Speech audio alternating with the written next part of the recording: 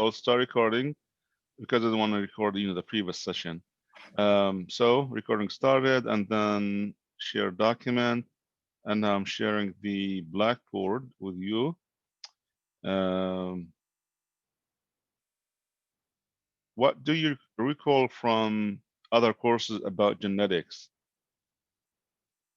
Let's just not focusing on genetics as a science or as the principle or concepts, but more of how would you apply it in the clinical scenario or a clinical setting, as as a case study, or a scenario of a patient with genetic disease, and how would you apply this? Just give me like an example of what would be the genetic disease that prompt you or require that you have to be involved in, like in a patient care, or to promote or enhance the patient welfare or care.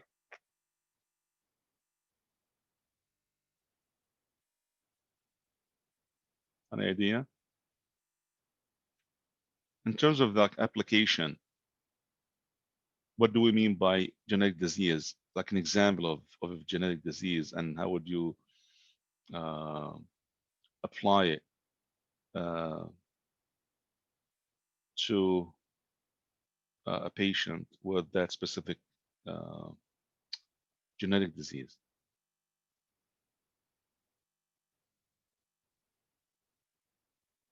An idea? Yeah, I mean, like you would ask the patient if if their parents had a certain disease, the chances of them having it are going to be much higher. So you would maybe want to focus on that area. Mm-hmm. I can't think of a specific disease off the top of my head right now, but Okay. Good. Do you think? Okay, so let's say that this patient is having a disease called, not sure if you recall this, or if we did cover it in patho, but let's say that's is called a osteogenesis imperfecta. Osteogenesis imperfecta, which is a disease. It's a genetic disease, affects children. They're born with very fragile and very weak bones that are susceptible to. I'm sorry. Susceptible to the fractures, um, and that will be like frequent fractures and multiple fractures from minimal trauma. Um, so if the family wants to do genetic testing, and we'll go over the genetic testing and what it means, and regulations, and how far we can get, with the educating the patient about it. And what do the patient, let's say that the patients require that the one of the family members is with osteogenia imperfecta, and the family required, or parts of members of the family required that they need the genetic testing. How would you guide them, or how would you answer them, or what specific implications and things that you will be providing for them?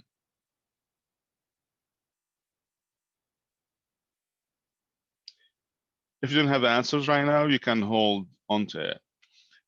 You can hold, like think about it, and because we are going to discuss scenarios, and again, the adult health too, it's a mid-surg content, mid-surg course, so it's going to pull from all different courses, even from 215. Do you recall the ethical principles, like the benevolence and the duty to care, the non-maleficence, and do you recall these concepts? Yeah. So these are like concepts of of ethical. When you run into ethical dilemma, then you have to apply these principles. So even from 215, you are going to pull even from that course, and from patho, and from farm, and from adult health one. And so this is the now it's the time to pull all these the principles and and content from different courses into one course, and discuss it, and put it in into like um, one scenario. Now, the I'm going to go very fast when it comes to the genetic concepts, because we have discussed most of this in Patho, but probably we did not go over the genome project. But it's time time to just now it became like not outdated, but it's become like an old project.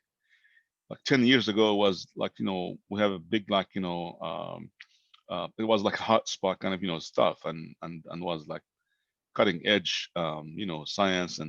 But now we are now in the application phase of it.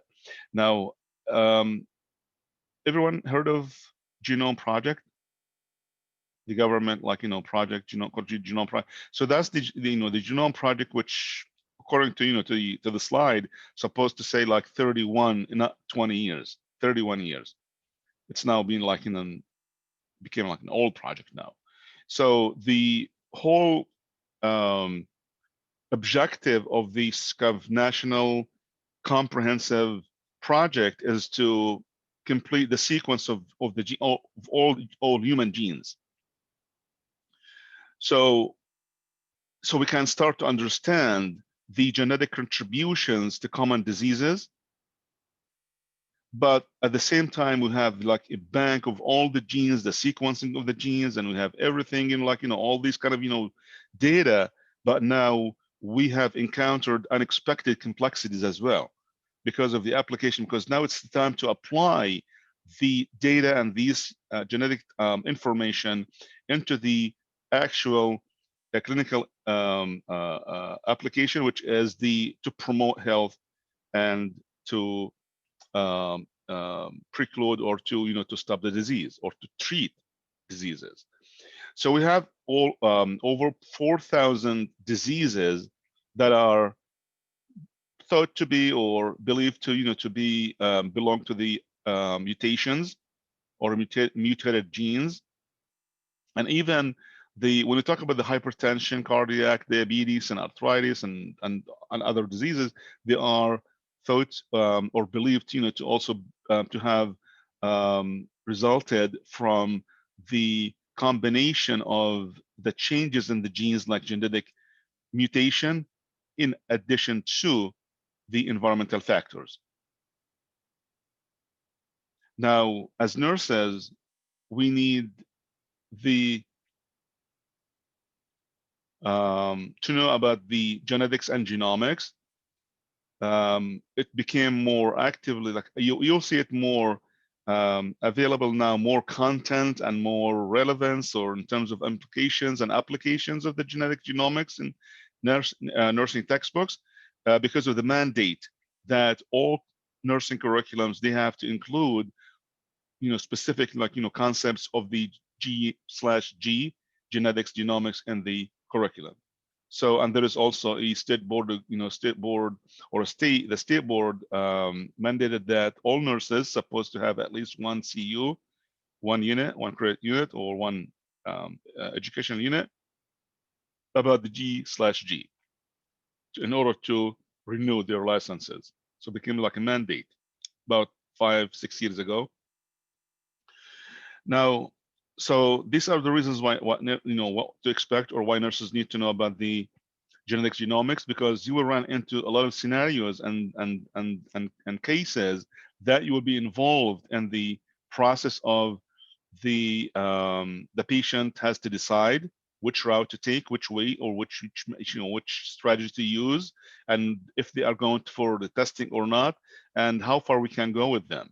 So it's and some part of of this is going to be or result in and will be listed as an ethical dilemma that sometimes you will, and we'll have or some scenarios to discuss and to go to discuss the ethical dilemmas about that is connected with the genetic testing. So I'm going to flip very quick with with this, because these are basic science, and we include we went over this in pathophysiology and EMP courses. So and you all know this. What's the difference between phenotype and genotype? genotype, which is the actual or the specific genetic makeup of the person, and then the phenotype, which is the most would be the expression of the genetic makeup, which is the physical traits expressed by a person according to the genetic makeup. It's like translation of the genetic makeup. That's the phenotype. We have susceptibility genes, and that makes the person is susceptible to the genetic mutation. The protective, that will protect the genes that will protect the patients from the disorder or disease or genetic mutation, and the locus, which is the actual location of that gene on the chromosome, like the locus of the gene responsible for the blood group or blood type is located on the chromosome number 9. That's just an example of that. For each gene, there is a specific location called locus on the chromosome. Now, the genes are responsible to make certain proteins. Each gene is responsible to produce one protein, and the gene provide to the cell specific orders or guidelines. When, how much to make, what type of protein to be made, and so forth. So the gene is supposed to be turned on in order to be active, in order to produce the trait or to produce this specific protein. An example of that is that almost skin cells, all skin cells, they have the gene that may synthesize the insulin. And if you look at the insulin, it's a protein. So an example of the protein as a product from specific gene is the insulin. So the insulin as a protein can be synthesized, by the skin cells. They have that ability because it has the gene that can produce this insulin, the skin cells. But the gene of the skin cells is not turned on. In other words, it's not expressed. So that's why the skin cells cannot produce insulin. But the only cell that is responsible and can produce the insulin is the beta cells in the beta cells of the Langerhans and in the pancreas. And that's the only cell that can produce the insulin, right? So that's an example of expressed gene versus turned off. So it's supposed to be turned on, expressed. In other words, it's called expressed gene in order to be able to produce the protein. You know about the DNA and the RNA.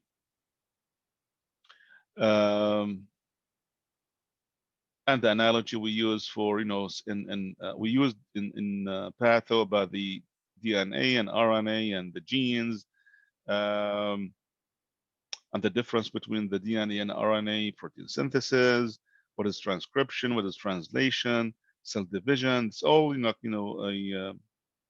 basic concepts in genetics. Euploid, polyploid, and the different and the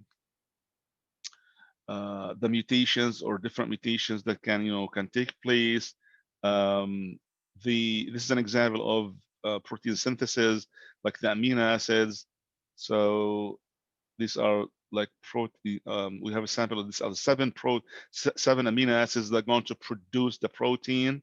And here's the coding. How's the coding? You don't have to know this, but it's just an example of how is the coding, DNA codes and the RNA codons. They all play together to produce the one protein. It's just an example of how these amino acids going to, produce our components or ingredients to produce the protein based on or according to the genes guidelines or genes orders. Or you can call it recipe too. Now we have an example of the genetic disease which pertains to some of this content today pertains and is congruent with the and pertains to OB-PEDS, especially PEDS and OB2 content or course, because one of that one of the other than the osteogenesis imperfecta, because a little story about osteogenesis imperfecta back, I think it was back, family in Michigan, um, 10 maybe years, 11 years ago, there was a problem with that, baby was being, being admitted to the, brought to the ER, frequent times with fractures. And the baby was taken from the family because, they thought of negligence and right and abuse, and the baby was taken, foster, unlocked to foster, I think, family, um, because they thought that, the family is either negligent or abusing the baby. However, a year or two later on, they found that, that also the same happened with the foster family. For that the baby continued to have fractures, and they found that the baby has osteogenesis imperfecta. So that raises a lot of concerns that you're going to lose your baby because it's not your fault. You're not negligent or abusing the baby, but it's just because the baby has a congenital disease called osteogenesis imperfecta. And again, this makes the bones very fragile, fracture from minor trauma, and that's just one little scenario, and that has a lot of implications: family, health, guidelines, policies, regulations. So we can talk about it like for hours. Now, another disease is called PKU. PKU. It's the abbreviation we use for um, phenylketonuria. Phenylketonuria, and it's an autosomal recessive deficiency of phenylalanine hydroxylase enzyme. Anyways, you don't have to know, specific, but you will. I'm sure that you're going to cover this in OB or PEDS content, because this one, the first test, the baby will in addition to the vitamin K, they will take the first thing, first injection they will receive is vitamin K, right? I think we went over this in patho. Vitamin K, because of the liver is immature, so that's why we'll take the vitamin K, right? The injection, right? Before, well, first, like an hour of birth, they will take the vitamin K injection. In addition to that, they will take also in the first, I think, day or two, or within like 3 days, they will take from the heel the drop of blood that is going to be stained on a specific, like, sheet, and that will be sent for testing called PKU, phenylketonuria. And that's done for all babies across the board. It has to be, have to screen, which is kind of what's called the screening test. So you have to screen all babies for the PKU, make sure that they have, no um, uh, absence of PKU, because it's an autosomal recessive deficiency of that specific enzyme. It's a long name, which is phenylalanine hydroxylase enzyme. So the baby will have many manifestations, but one of them is going to be, which is more dangerous, which is developmental delay and mental retardation. It's due to because of the disease, the absence of that enzyme. Again, the enzyme is a protein and responsible for, it's the congenital, it's the genetic disease, and it is a gene responsible for the production of this enzyme. So the baby will be born without, or with and with the inability to produce this enzyme, which, because this enzyme, the function of the enzyme is to convert the phenylalanine to tyrosine. And if you recall, that tyrosine is specific component of the DNA too. So the tyrosine is another protein. So the phenylalanine is going to accumulate without being able to be converted to tyrosine. Phenylalanine is very dangerous because that's going to result in too many manifestations. The most important one is the mental retardation and the delay in developmental delay.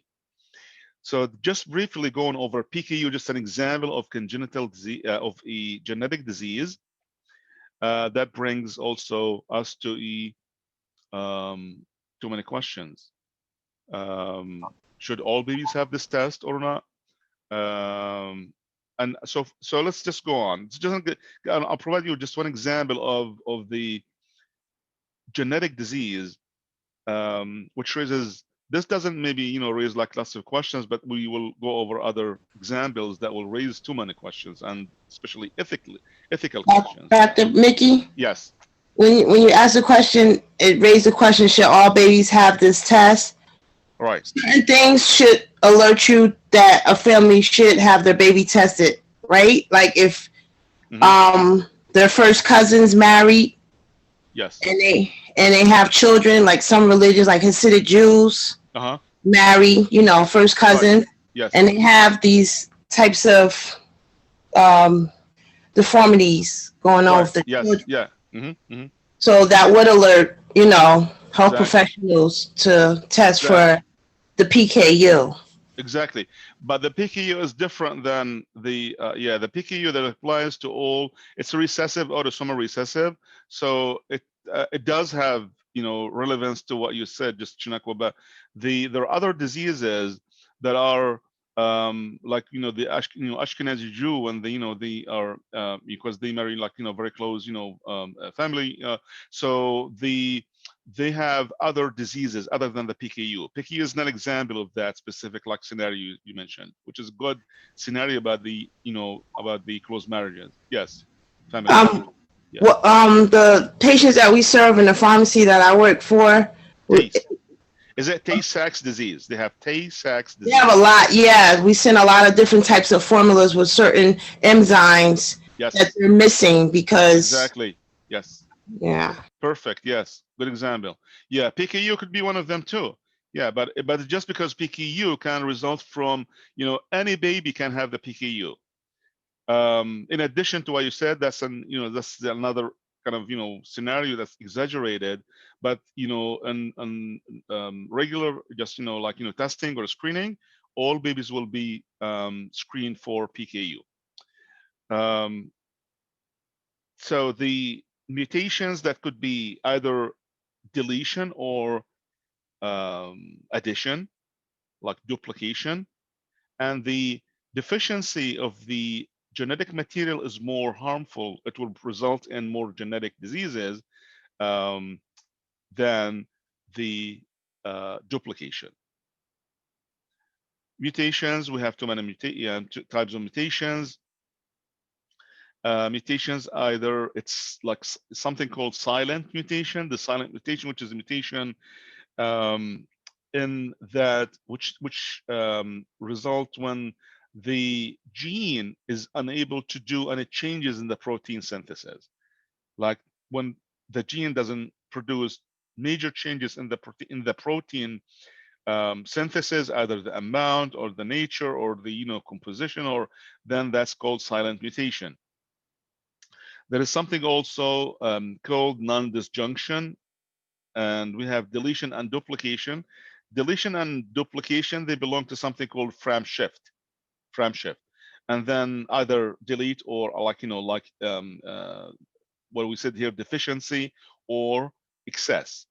Deficiency, which is deletion, and the excess, which would be duplication. Non-disjunction, which is one of the gametes is going to be missing one of the chromatids. When the chromatids they disintegrate, or separate, they separate during the cell meiosis or the cell division, then one of the gametes will have two, and one of the gametes of the four gametes will have only will miss and will not have any chromatids in during the separation phase. And then we have the crossing over. But this is from you can recall this from patho. This is an example of of the different types of mutations that could happen with patients with different genetic diseases. Now the um, patterns of inheritance, and that's something we also will review, or we can go over it because we did this also in patho, and we have four major patterns of inheritance. The first one is autosomal dominance, and we have autosomal recessive. sex-linked recessive, and then the complex inheritance and familial clustering. The complex inheritance and familial clustering we referred to in one of the slides when we said, like, hypertension, diabetes, and cancer, and all these diseases, and even congenital diseases, they are resultant or genetic diseases that would result from what is called the complex inheritance and the familial clustering, in which that also the environmental factors will come into play as well. So that's very kind of like complex inheritance. The other three, very easily we can predict the offspring, if they are going to be healthy or carriers or affected. And that's because we have like a map. So we have a roadmap, or we have a map, we have flow sheet that we can follow the flow of the chromosomes, and we can tell who would be affected and who would be healthy, who would be a carrier. Autosomal dominant, and that just, I don't want to go over, every little, word from the slide, but just give an example of an autosomal dominant like this one, which is HD, Huntington's disease. HD is one of the autosomal dominant, and you will see in other slides talking about the penetrance. Penetrance, which is, and we'll go over the concept of penetrance.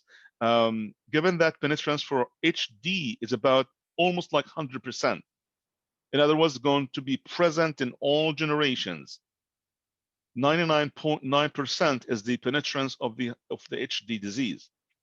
So affected parent, look at the affected parent, because it's dominant. So the A is going to be uppercase, right? The lowercase is always recessive allele, because each gene will have two alleles, A uppercase and A recessive lowercase, and then the other parent is recessive, both recessive, and will be anyways. But from the HD, one affected parent, because it's dominant allele, then it's going to result in 50% of the offspring will be affected, and the other 50% will be having recessive, and they will be healthy.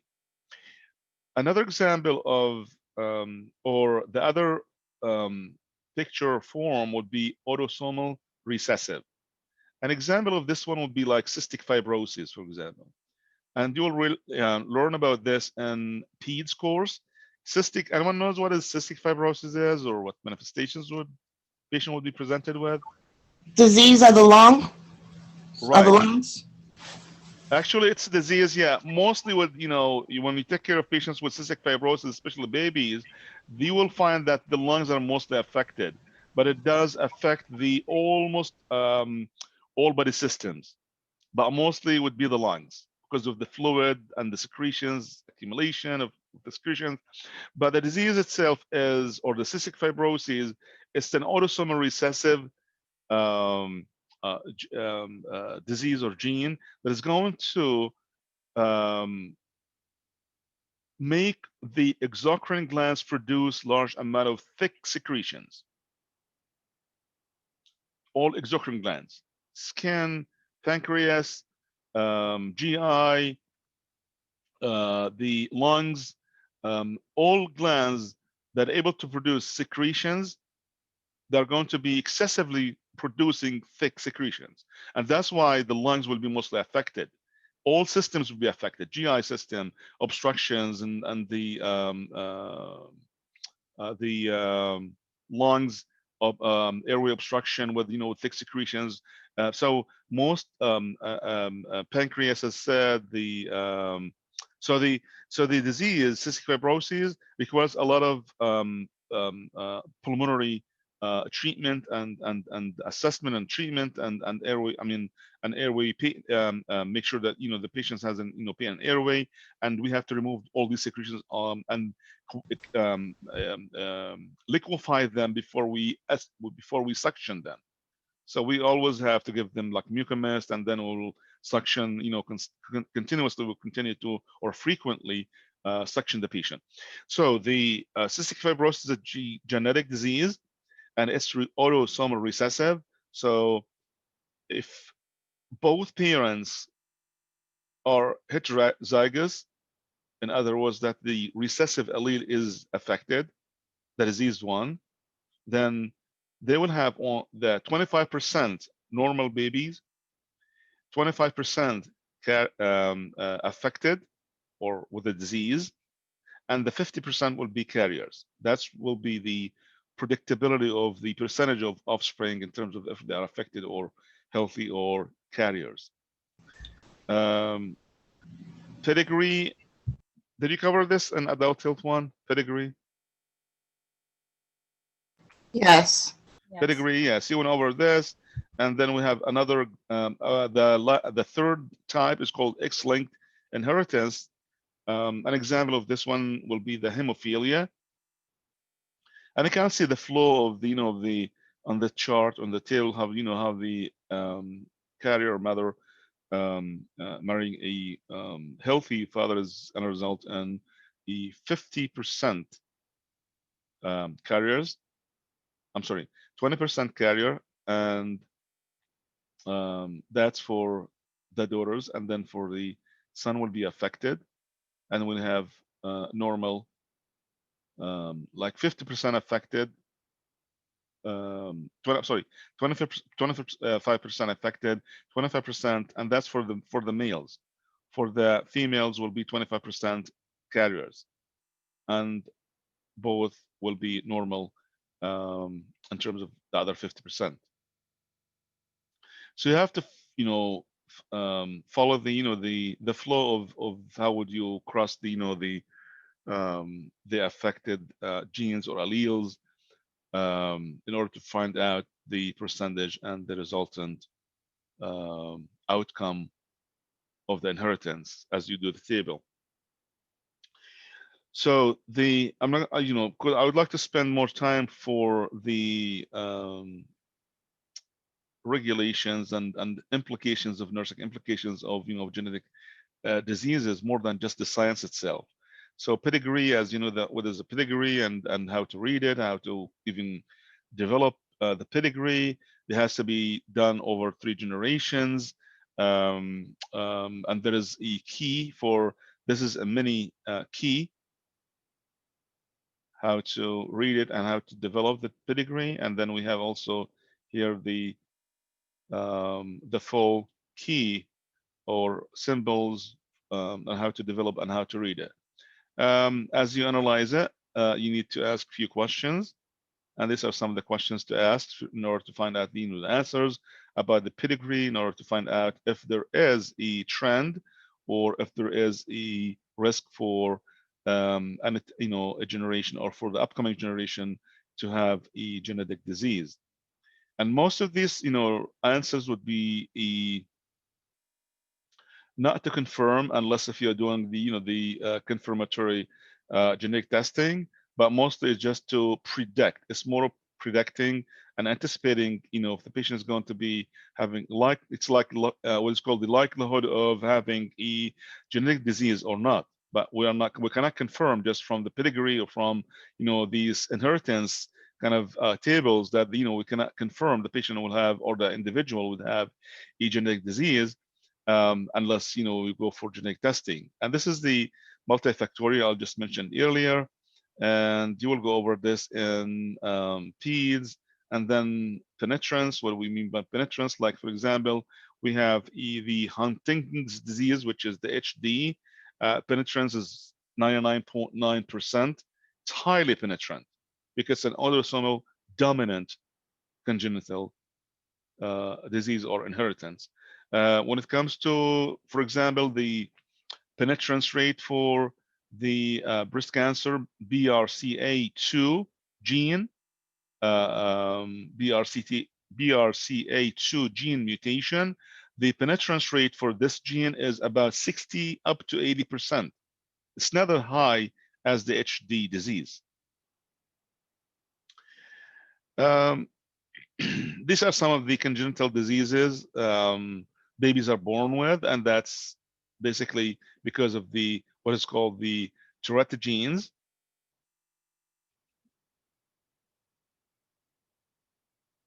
And we have some examples of the Tourette genes, like toxoplasmosis. and would be at risk for toxoplasmosis and abortions. Spontaneous, I mean spontaneous abortion, or losing the baby. In other words, toxoplasmosis would be at risk for toxoplasmosis. You'll cover this in OB anyways.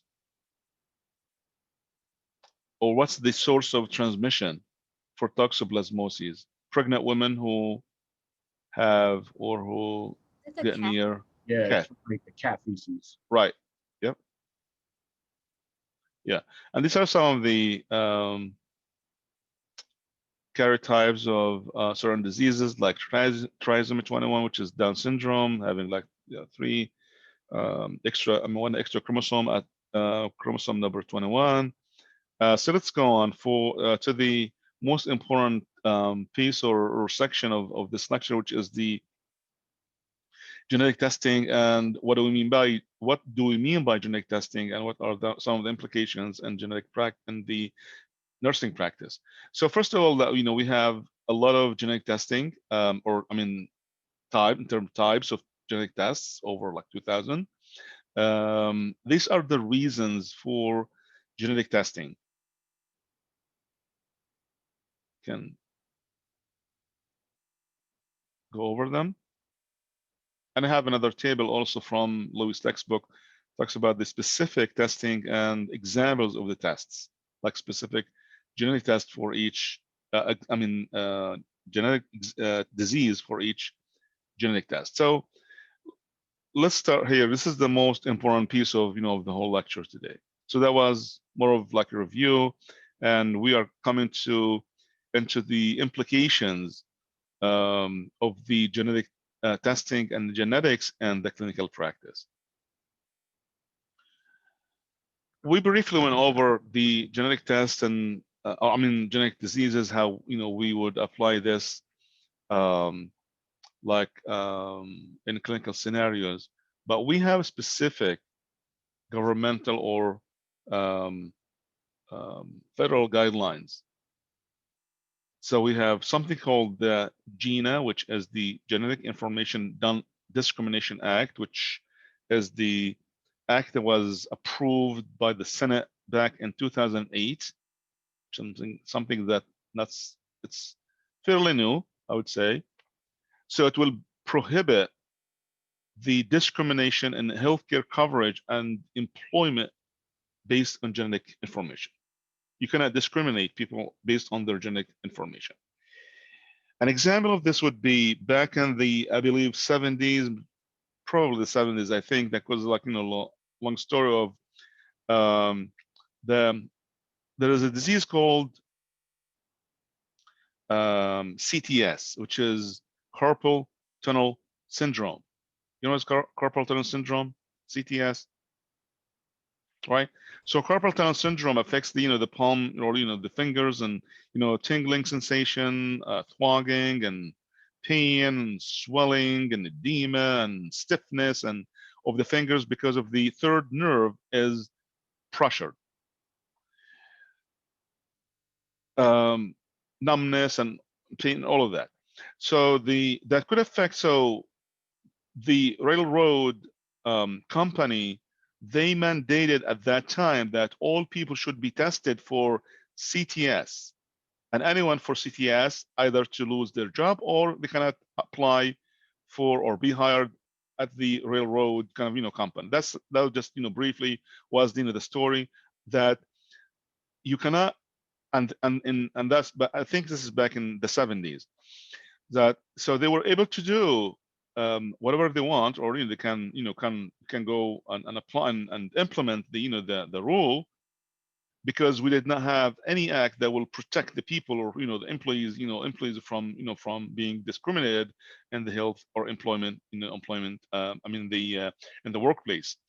So same thing would be who would be also affected by the in the absence of GINA Act. So discrimination, health. So it says here, health coverage and employment base. So another was why this act was needed. So it will decrease concerns about discrimination, right? What other implications it can get, or the reasons why we need this type of GINA Act? Yeah, so if you have a certain type of disease, you won't get insurance coverage because it's gonna cost a lot of money, like for the insurance company, for whatever you need. So they might not want to cover you. Right. Not gonna want to cover you. Right, Murat, because they kept saying, I'm sure you went over like the news over the last couple of years about the health insurance. I mean the plan, the national health plan about the pre-existing conditions. And if you have pre-existing conditions, that health insurance is not going to cover you, and so forth. So there's a lot of discussion and discourse about that, and it will also, in addition to the health coverage, they're going to increase your premium if you have a tendency, if you have likelihood, if you are going to develop, a congenital genetic disease in the future. It's because the genetic testing, they can mandate that you have to be tested for, specific like certain disease. And if you have a high risk, then they won't cover you. Or if they won't cover you, they will increase the premium. So that's the risk. So it also enables people to be part, if they want to take part in research studies. Sometimes they take that data, like the DNA information, that can be kept in the workplace or can be shared with other like employers, can be shared with other people, with other entities, and that's going to result in especially like health insurance companies.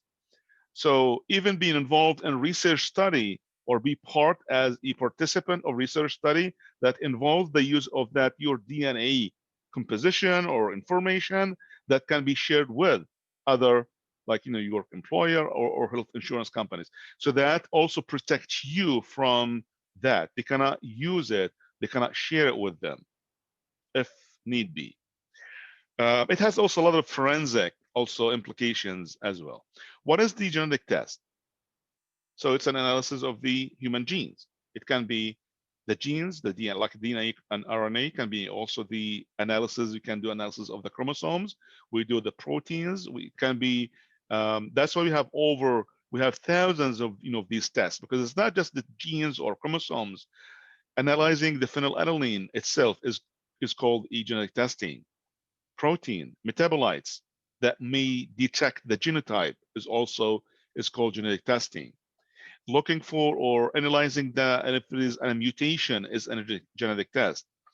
So we have thousands of these tests. So these are just examples of how the that can raise ethical dilemmas, and a lot of it has some applications to the clinical practice.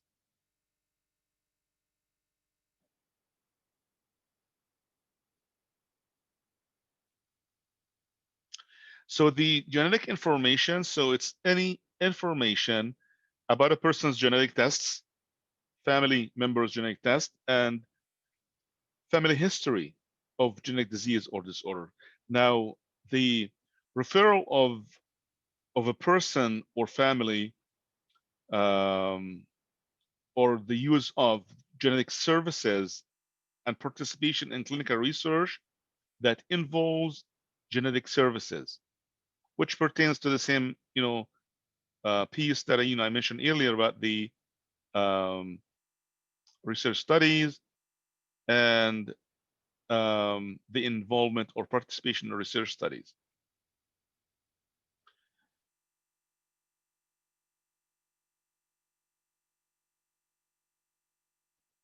So what do we need from this act or from this GINA Act, or what will this GINA Act do for us? Again, we just reiterate, we just reinforce what we just said about that it's protective measure. It will protect us. It will prevent the health insurers from either increasing the premium or denying our insurance coverage, or discriminating against person based solely on the results of the genetic testing or family history of certain genetic diseases. It's the same thing. It will prohibit the employers to hire, fire, or promote, or making any of these decisions to hire, fire, or promote the employee based on the genetic testing or the results of the test.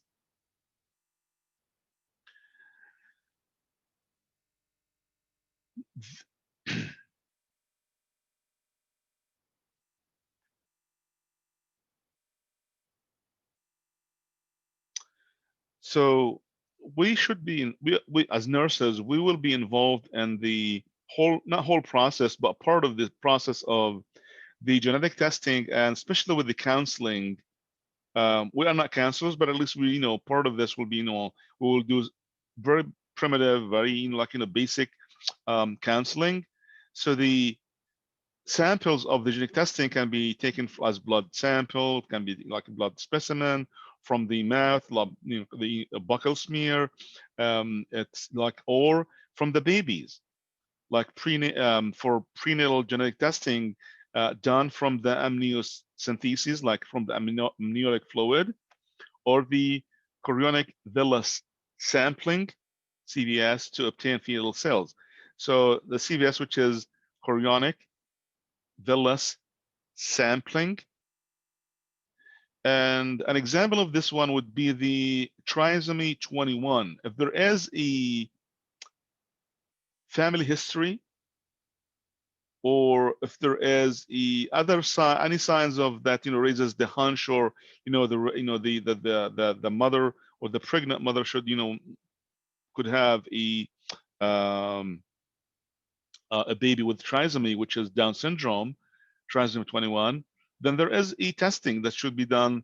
The testing, there is specific, time frame that this testing, this is just an example of prenatal testing for Down syndrome trisomy 21 should be taken between week number 7 of gestation and 14, 7 and 14.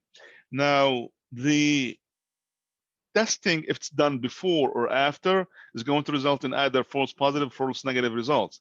So when they do the testing, they take the amniocentesis, or they do the specific in the amniotic fluid or CVS testing, and they will, the results comes back as, let's say, a high risk. Then this will follow up with, for example, of a 3D ultrasound to identify any markers for the Down syndrome, like short hands, short nails, like a facial, features. There are specific like features for the Down syndrome, or babies are born with Down syndrome or trisomy 21. Now, based on, this is an ethical dilemma now, right? So based on the results of genetic testing, they say that, the baby is now, or the mother in the week 13, or I'm sorry, week 20 or week 19, and now the mother having all these results about the baby that will be born with Down syndrome trisomy 21. What about abortion? What about to keep the baby? What about so these are all questions are on to raise the ethical concerns. And how would you answer these questions if the mother or family are going to ask you? Keep, abortion, and so forth.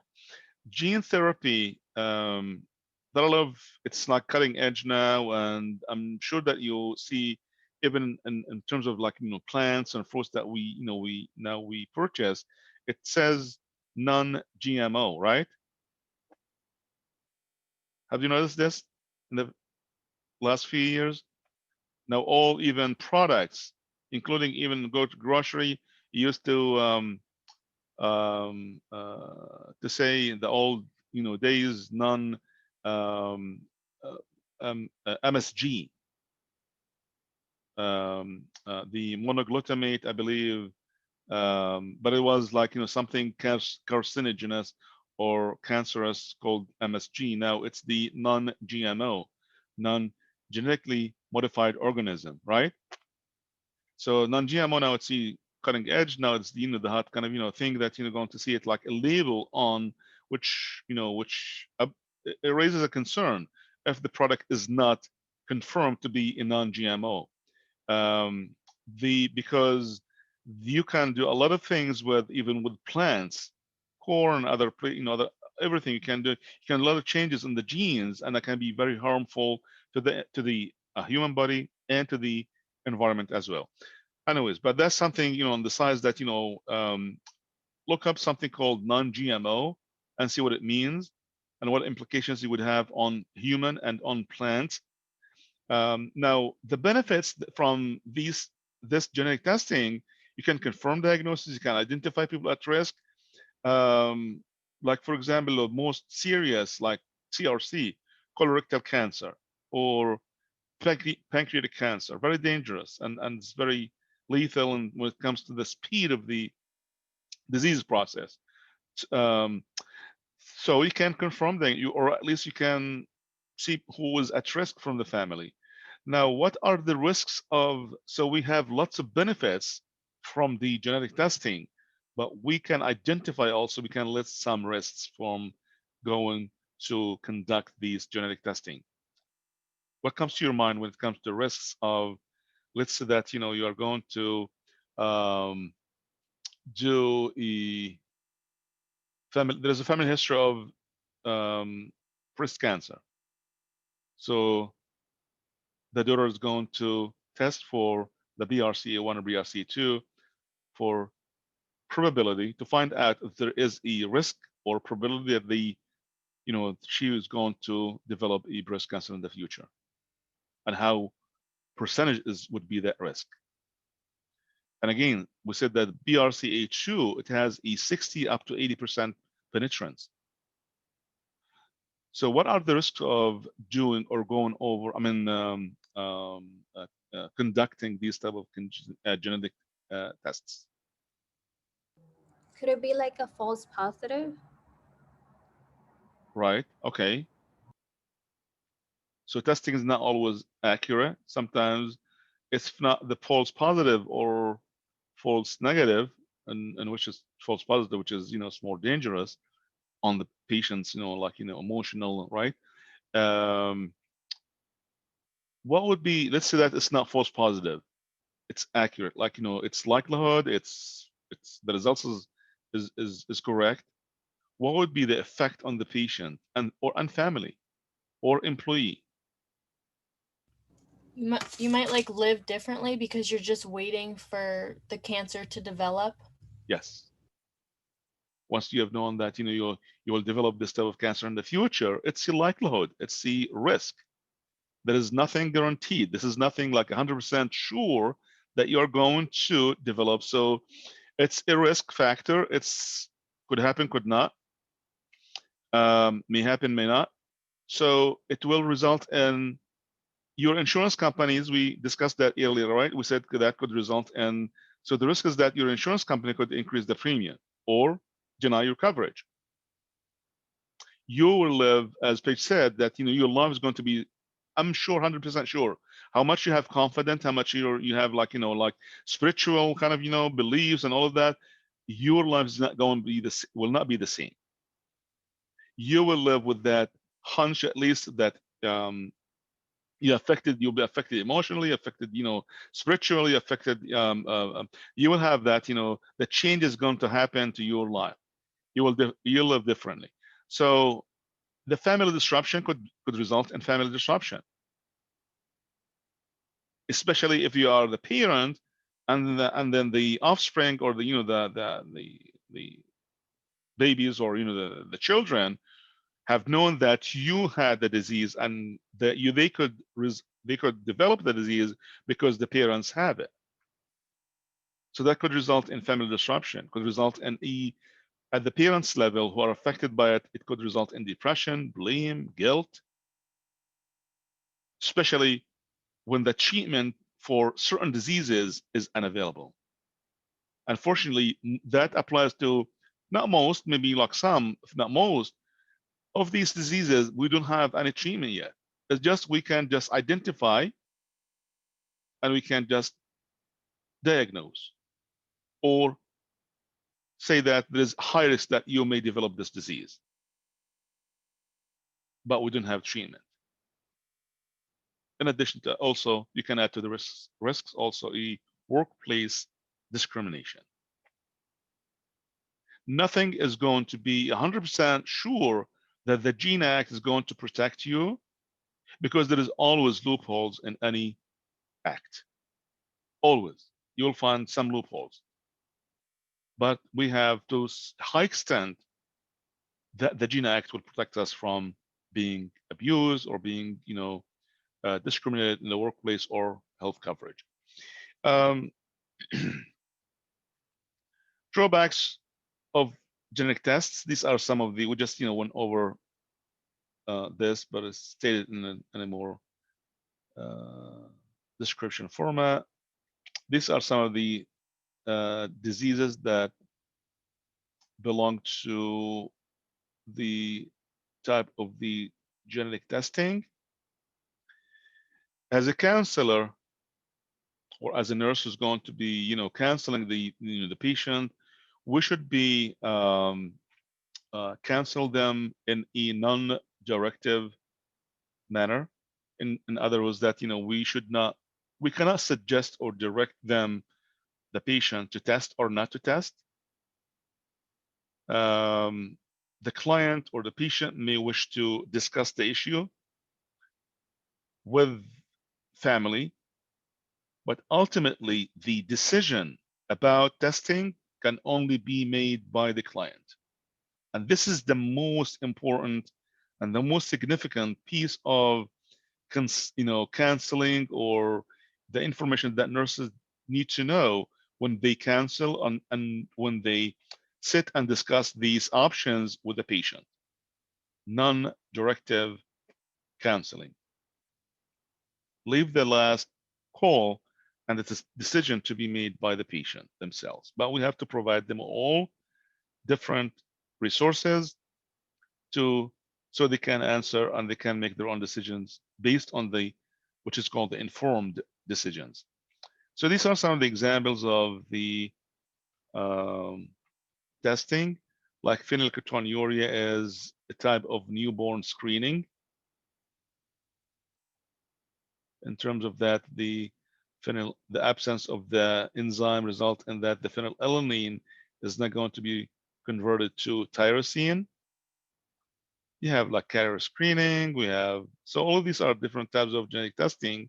And here we have examples of these diseases that belong to each one.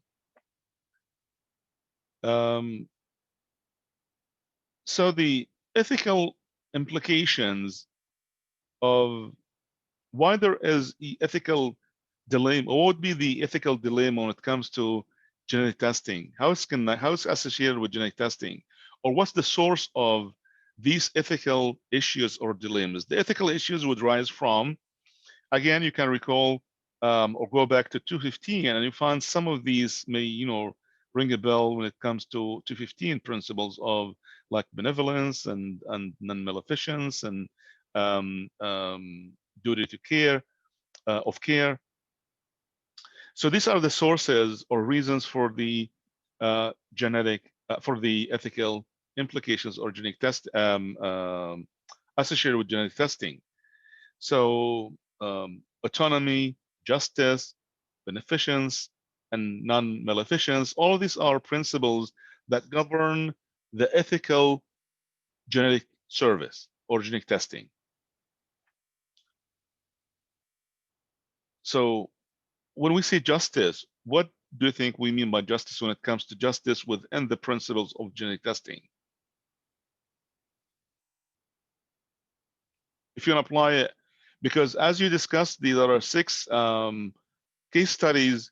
It will be posted in it's on Blackboard right now, and each group will be discussing that and posting the answers on.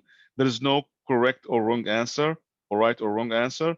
That's because we have a lot of ethical dilemmas. Means these are the sources of the ethical dilemmas. We have to include all of these principles as we discuss the ethical problem. So when we say justice, we mean in healthcare. So justice in healthcare, which is one of the principles that governs the any ethical dilemma in healthcare. Justice means 2 things. Go ahead. Yes. No, I don't know if I'm right. For example, like you were saying, like gene testing does cost a lot of money, and not all people can afford like the testing. So there's that. I don't know. Good. Yes. Perfect. So, Murat, you are referring to one of the two concepts of justice in healthcare, which is the equity of access to services.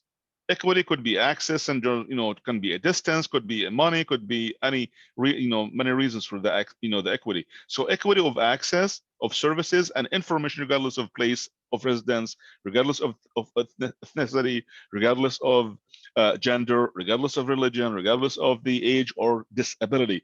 So that's one of the principles under justice, which is equity of access of services and information, regardless of the place of residence, regardless of ethnicity, regardless of gender, religion, age, disability.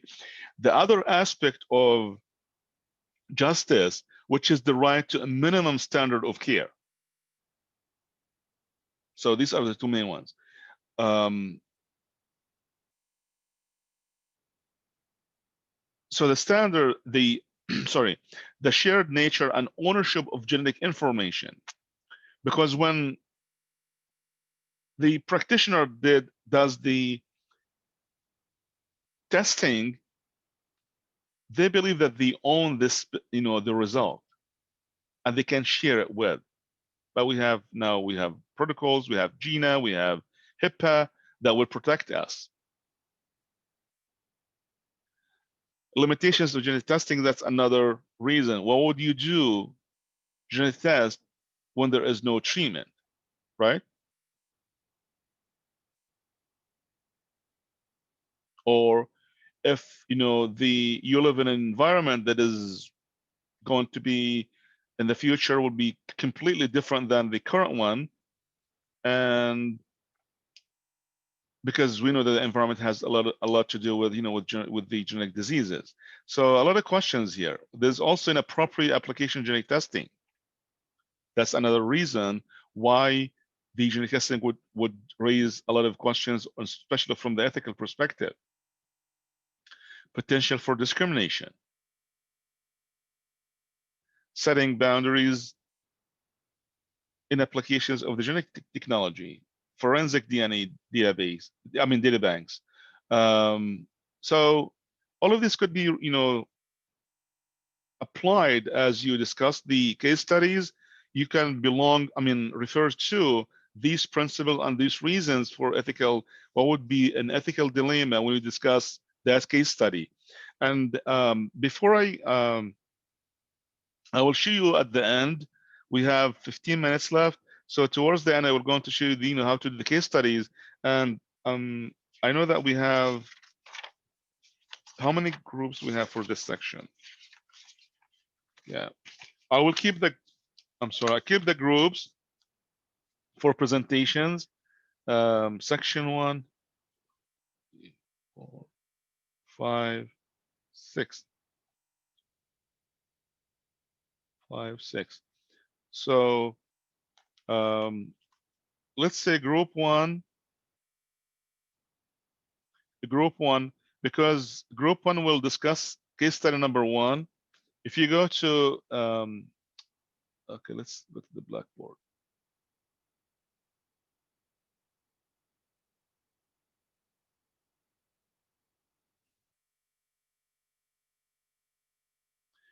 See on the Blackboard, you'll find here the all case studies, genetics, all case studies.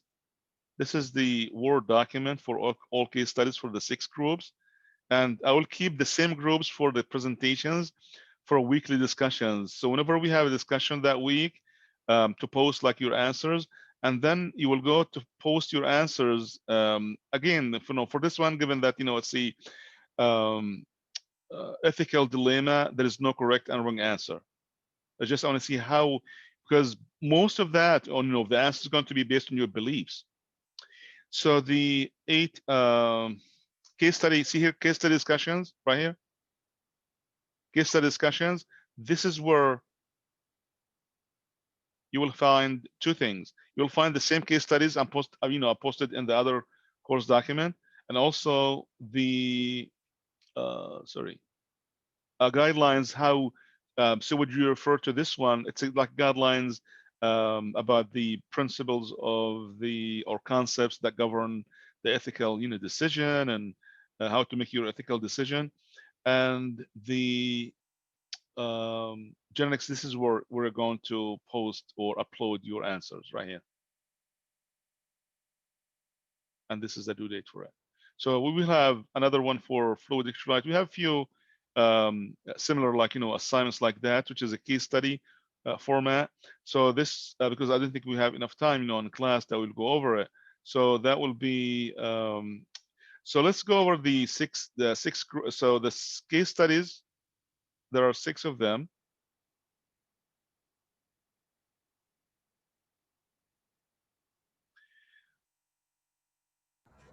Dr. Mickey, Yes. how do we know what number we have to do? Right now, I'll Okay. go over the groups.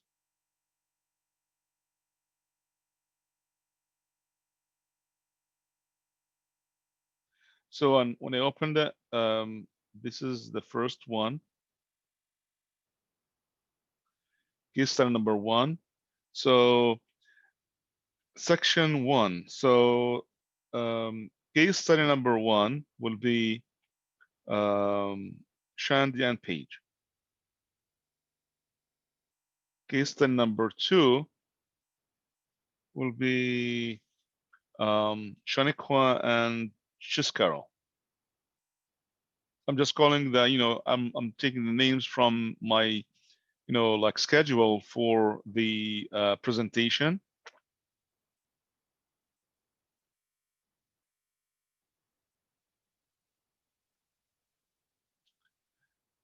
I'm just want to stop the recording.